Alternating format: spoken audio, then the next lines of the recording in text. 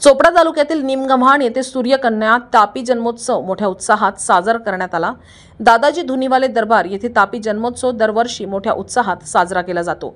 माहितीनुसार 1948 पासून सूर्यकन्या तापी जन्मोत्सवाला सुरुवात झालेली आहे। तसेच पंचक्रोशीतील गुजरात, मध्य प्रदेश येथील नागरिक या ठिकाणी दर्शनासाठी येत असतात। सूर्यकन्या तापी जन्मोत्सवाच्या दिवशी तापी नदीत विधिवत पूजा करून 108 फूट साडी चोळीचा आहेर अर्पण करण्यात येत असतो। त्यानंतर महाप्रसादाचा कार्यक्रम असतो।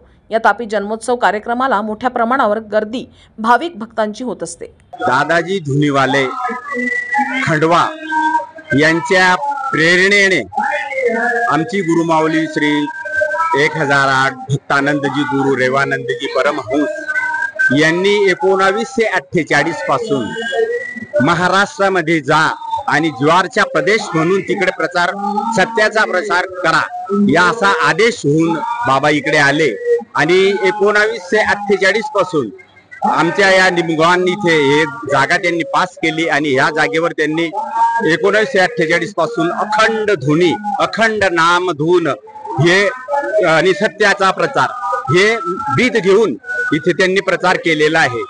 इथे सर्व सत्य, अहिंसा, मर्यादा या 3 गोष्टीवर दरबार सर्व हे फिरवलेला आहे। या 3 गोष्टींना जास्त महत्त्व देऊन सत्याचा प्रचार कसा होईल आणि लोक अहिंसेने सत्तेने कसे वागतील याच्यावर जास्त जोर दिलेला आहे। तर ते 1947 पासून 48 पासून इथे 47 ला दरबार केला। 48 पासून तापी जन्म हा उत्सव सुरू केला। तापी ही सूर्यकन्या असल्याने आणि तापीच्या तीरावर जे लोकांचं एक हे आहे बुवा पवित्रता, तापीचे सर्व इथे ग्रंथ देऊन त्या एक आम्ही 6 दिवस अगोदर तापीचा ग्रंथ लावला जातो आणि 6 दिवसामध्ये 6 ते 7 दिवस येतात। त्या ग्रंथाची पूजन होऊन वाचन होत असते। सर्व लोक भाविक आजूबाजूचे परिसरातले महाराष्ट्रामधून, गुजरातमधून, MP मधून लोक येऊन ते कथा ऐकतात आणि शेवटच्या दिवशी सप्तमी असते त्या दिवशी आम्ही हा एक मोठा प्रोग्राम करत असतो। समाप्ती तापीचा हा जन्म उत्सव मोठा समाप्ती करत असतो।